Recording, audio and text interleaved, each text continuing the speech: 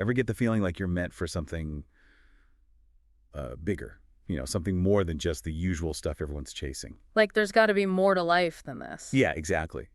Well, today we're going deep on that idea. We're diving into this concept of like a monk life. Ooh, interesting. Yeah, it's from a blog post by the shaman Jon Rasmussen. Okay, I'm familiar with some of his work, yeah. So Rasmussen, he actually spent years like really intensely living this monk-like path before he became a shaman. Fascinating. So he's got that firsthand experience to draw on. Right. And he's not talking about just robes and rituals and all that. More like the essence of it. Yeah, he's exploring this monk life as like a way of being in the world, like a destiny of service, maybe even. A destiny of service. I like that. So let's unpack this a bit. What exactly does he mean by this monk life thing, if it's not about, actually living in a monastery? Right. Well, he defines it through these core principles. Service, like dedicating yourself to something beyond just yourself. Okay, service. Got it. Simplicity, embracing a simpler way of life. Less is more. Makes sense. And then detachment. Detachment from all those material pursuits. The stuff we're always told we should want. The stuff. Right. And he doesn't limit this just to monks or priests or whatever. He sees these monk qualities in all kinds of people. Oh, really? Like, Yogis, activists, even just everyday people quietly living these principles. so it's more about an inner compass then, not the outward stuff. Exactly. It's about how you move through the world, what drives you. Okay, I'm starting to get it. And Rasmussen's own story is a great example of this. At 23, he just felt this huge pull towards the monk life. Really? So he was young. Oh, yeah. And he totally went all in, like completely immersed himself in it. Wow. So like, what did that look like? Meditation, prayer, yoga, tai chi, qigong. I mean, he went deep on these practices. No kidding. And did it like work? I mean, did he achieve that, Enlightenment, Yeah. he did by 28. Whoa. That's impressive. It's pretty remarkable, right? But, reaching enlightenment so young, it kind of created this unique problem. How so? He found himself asking, like, okay, what do I do with the next 70 years? He had like a whole life ahead of him. Exactly. So he had a choice to make. Stay in this, like, isolated contemplation, this super monk mode, or re-engage with with the regular world, the villager world, as he calls it. Interesting. So monk mode or villager mode, what do you choose? He chose to go back to the villager world, and that's where things get really interesting, I think. Okay, I'm hooked. So he traded in the robes for like a suit and tie. What happened when he re-entered the real world? Well, it wasn't really about the clothes. It was about the choices he started making. And he noticed this pattern. What kind of pattern? The choices he made that were like in line with his monk self, like focused on service and simplicity, those choices brought him this deep sense of well-being. Makes sense. But what about when he made different choices? Like when he was chasing after those more conventional goals, the wealth, the status, that kind of thing. Yeah. Those choices brought him pain and regret. Huh. Interesting. Why do you think that is? Well, and this is where I think, psychology comes in, but I think it's because when we're chasing those external things, the validation, all that stuff society says we should want, it often comes at the expense of our own, like, real inner needs. So it's like chasing something that's not even real? Kind of, yeah. It's like chasing a mirage. You think you're getting closer to happiness, but it's always just out of reach. Man, that's deep. And I think I know exactly what you mean. Right. And it all comes down to motivation. Monk-like choices, they come from this intrinsic motivation, like a deep sense of purpose. But those villager choices, they're often fueled by, extrinsic stuff, like seeking approval or status or just material rewards. And I bet the research shows that it's the intrinsic stuff that really leads to lasting happiness. Actually, that's what all the studies show. So it's like that saying, find a job you love and you'll never work a day in your life. But it goes way beyond just work, right? It's like aligning your whole life with your values. Yes, 100%. And that's where I think Rasmussen's analogy of the monk and the villager, that's where it gets really powerful. He uses these archetypes to show these two totally fundamental ways of being in the world. Okay, I'm definitely intrigued. Tell me more about this whole monk versus villager thing. How do these archetypes actually, play out in our lives? So we've got the monk archetype service, simplicity, not attached to material things. Right. And then the villager is focused on those more like traditional goals. Yeah.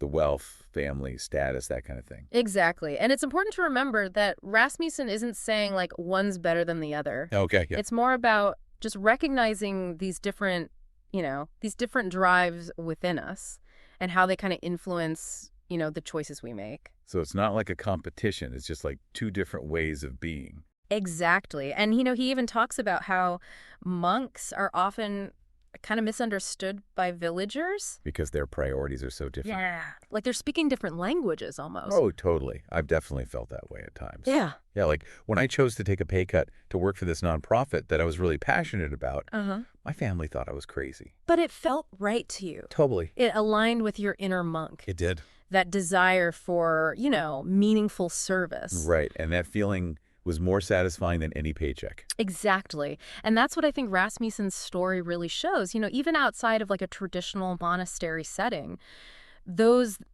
monk-like choices, they brought him the most joy. It's like proving that you can live like a regular life, but still operate from that place of service and simplicity. So how does this actually look for, the average person? I can't exactly drop everything and go live in a monastery. Right. So what can people actually do?